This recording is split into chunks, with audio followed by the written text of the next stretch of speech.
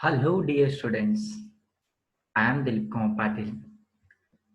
So, we are discussing our constitution from ninth class Karnataka State English Medium syllabus. In that, particularly, we are talking about fundamental rights. In our previous class, we have successfully done with the why these fundamental rights are known as fundamental and in which part these fundamental rights have been mentioned, okay, why this and how the seventh fundamental right has been abolished, and as of now there are six fundamental rights. Out of that, we have done with the first three fundamental rights we have discussed, and remaining three we will talk in this particular class. Today we will talk about right to freedom of religion, which have been mentioned in our Indian Constitution from Article 25th to 28th. We will also talk about cultural and educational rights, which have been mentioned from Article 29 to 30th, and right to constitutional remedies, which is mentioned in the Article 32nd. So we'll discuss one by one. Wow, this is the fun. Right to freedom of religion. So this is the fourth right given in the Indian Constitution. Okay, what this particular right to freedom of religion talks. Okay, since India is a secular country. Okay, so he's talking about secular country. Okay, he says India is a secular country. Secular means what? Okay, although we are having plenty of religions in our India, and Hinduism is the major religion. Then also, we have not made Hinduism as the national religion. Okay, we as the citizens of India, we give equal respect to each and every religions which are in our country. That's why India is called as secular country, where we give equal respect to each and every religions of our India. And we have not made any national to religion to our particular country. Like if I say Pakistan and Bangladesh, the neighboring countries of our country, they are having their national religion, Islam as their national religion. So those countries are not secular country. In our country, as I told you, okay, we have not made any national religion. So our country is a secular country. Our Indian citizens, they can accept any religion, yeah, that their conscience dictates, and they can practice it and they can propagate it. Okay. So they can. So as this sentence tells, our Indian citizens, they can accept any religion. Okay, they can accept Hinduism, Islam, Christianity, Buddhism, Jainism, any religion they can accept, and they can follow the rituals of that particular religion. Okay. No one can be forced to pay taxes for the management of religious institutions. So, as I told you, India has many religions, and as a constitution of India, it gives equal respect to every religions. So, those particular religions can have their own religious institutions, and those religious institutions of the religions need not to pay any taxes to the government. That is also right given by the constitution under this right to freedom of religion. And use of religious places, that is those are sacred places, right, for the political and other activities have been prohibited in the country. So these political leaders are not allowed to use these religious places for their particular benefits, like in the elections and all those things. Okay, so that is the prohibited in our country. So that is what our right to freedom of religion talks. Okay, when you move to the next right, that is the cultural and educational rights. Okay. So this particular rights, it talks about the protection of own language, script, and culture. Okay. Under this right, the languages of India, the scripts of India, and the culture of India has been protected. And it says that the duty of the state to protect them. Okay. So it is the duty of the states, that is the governments, to protect these language, script, and culture. So, as I told you, India, it has many languages in our country, and many languages they are having their own script, writing script. Yeah. And like languages, if you start with Kannada, Marathi, Telugu, Tamil, Malayalam, Gujarati, there are many languages we are having. And uh, any citizens, they can have their own languages. Okay, it is the right given by the Indian Constitution. Script, that particular languages, they can have their own script. Like our Kannada, it has own script. Kannada Lipi, we write it. Then Marathi people, Marathi language, it has its own script. Marathi script. Telugu script we are having. Hindi language that has its own script. So protecting a script, that is also right given by the citizen. And culture. Okay. When you talk about this culture, India is diversified with the many cultures. Okay. If you travel from north to south, from that is from Jammu Kashmir to Kanyakumari, you will come across hundreds of cultures passing. Okay. If you travel for 100 200 kilometers in our particular country, the cultures changes. Culture that may be in the form of l- their way of life, okay, their attires, their dresses, okay, their food style. There are many things. Okay, so here you can see, okay, one of the parties, their dresses. Okay, so this is the dress from one region of India, this is the dress code of one region of India, this is the dress code of Punjab side, this is the dress code from one side, this is the dress code from northeast side, like this. Okay, we are having many dress codes. Okay, when you travel across our India, that is the right given by the Indian constitutions to every citizens. They can protect their culture. Okay, and that is the government duty to protect their rights. And this right protects the interest of the religious and linguistic minorities. Okay, when you talk about minorities where there are very less people, uh, they are following that particular religion, or less people are talking about that language, that if there are very few people also, the government has to protect that particular language or particular community of minorities. Okay, so that is what unity and diversity concept is.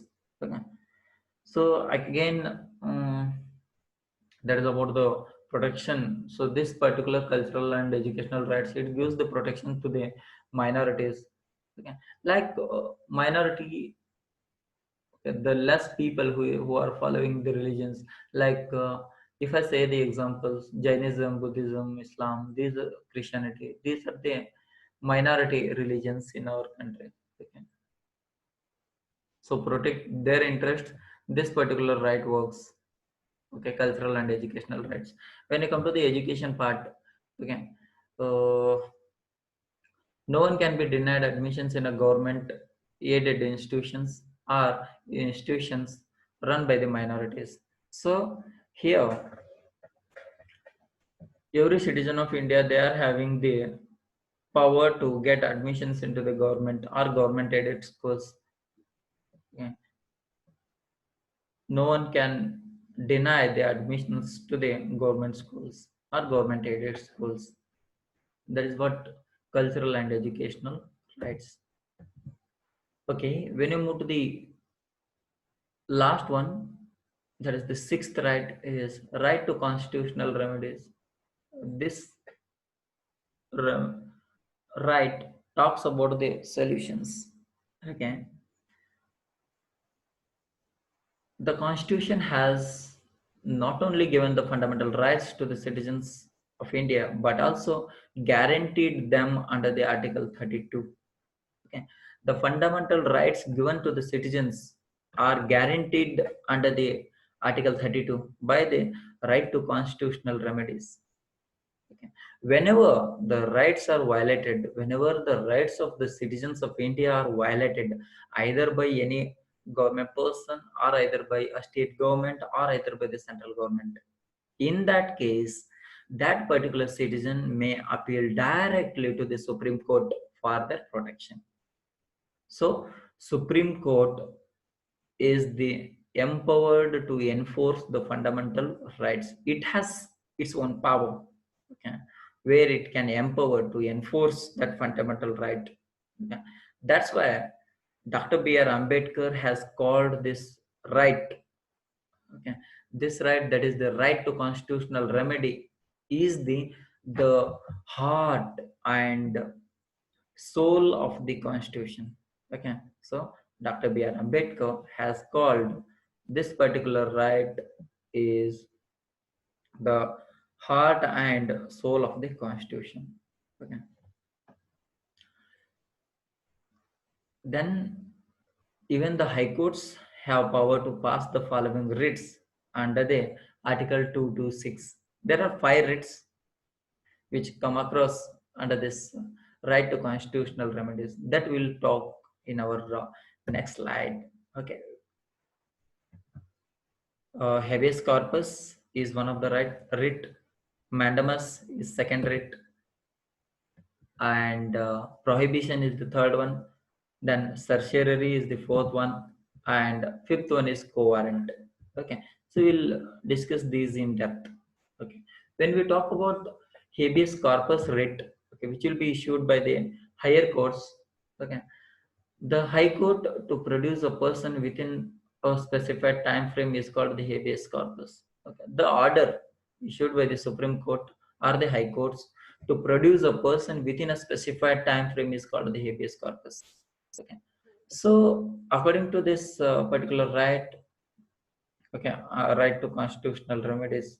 Okay, if any person, okay, who has been arrested, and if he is not produced in front of any court, okay, within 24 hours, then that person can appeal to the court. Okay, and then courts issues the habeas corpus to that particular persons. Okay, so that tells issue this persons in front of the court. Okay, so no police has the authority to keep that particular arrested person for more than 24 hours in the jail. Okay. Before 24 hours, they need to produce in front of the magistrate. That is what habeas corpus is. When you move to the mandamus, okay, mandamus, when the legislature, executive, or any other subordinate institutions fail to perform the certain duties or their works, the Supreme Court or the High Courts orders them to perform them these works. Okay, so this particular order by the Supreme Court to the legislature or executive or the subordinate institutions is called mandamus. But what we have to remember is mandamus cannot be passed against the private individuals or the governors of the state or the president. Mandamus will not apply to these three persons. the private individuals, governor, and the president. Okay. If you want to, okay, learn this mandamus with an example, okay, please uh, see this particular image. Okay, so this ABC person, okay, wants to give a complaint against a person, one person, and this particular policeman has denied to take the complaint. So in that case, police is not taking my complaint. He can move to the court, okay, and he can use his right given in the Indian Constitution, okay, and he can ask for the mandamus. So the judge of that court, he orders to the police, okay, to take his complaint, okay. So this particular order is known as mandamus, okay. So what are the judges tells? You have to take his complaint because he has the right given by the Indian Constitution, okay. That's why the judges gives the orders to this particular policeman, and then the policeman, he has to take this common man's complaint, okay. So that is what mandamus is about, okay. Then last writ is co-warrant, and this particular co-warrant writ can be used, the order directing right the right person to occupy the right public office is called as co-warrant. The order is passed against a person who holds the public offices illegally by the higher courts. Okay.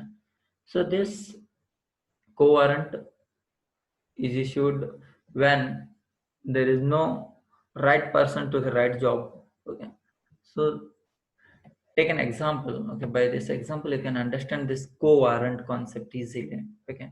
There are two persons, ABC and XYZ. ABC's percentage is 93 and XYZ percentage is 92, okay.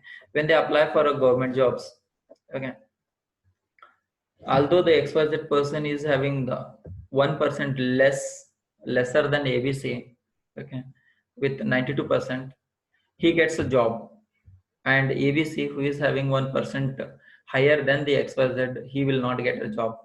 In that case, this particular person, he can ask for the help of the courts.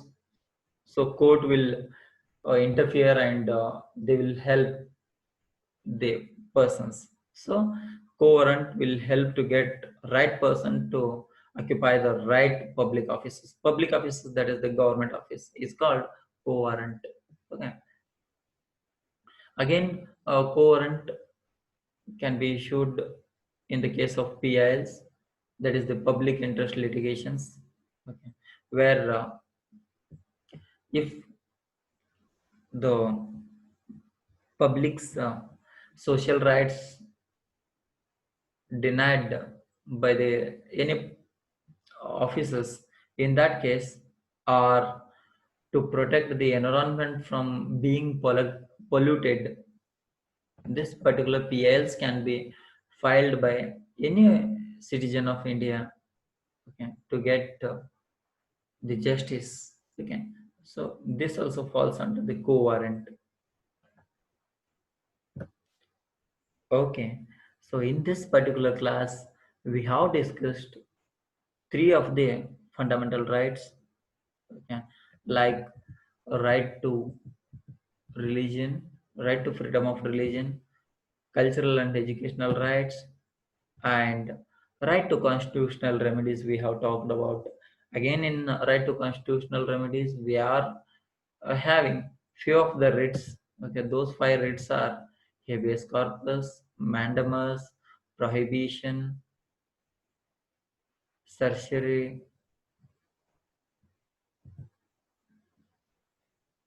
co-warrant. Okay, I think we have missed about this prohibition and certiorari. Okay, quickly we will highlight on this. Okay, prohibition and what's certiorari talks.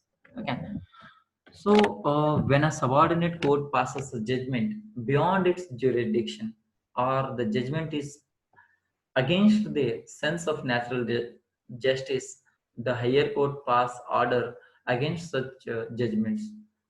This order is called the prohibition. Okay.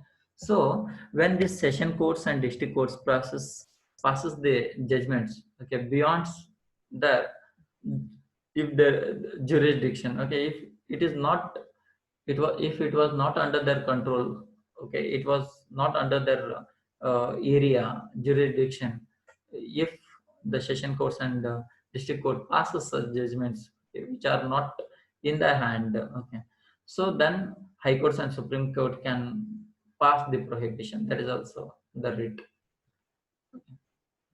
So this particular prohibition writ, okay, this writ can be passed against a lower courts by the higher courts like high court and supreme court. Prohibition is the writ passed against the lower courts by the higher courts like high courts and supreme courts.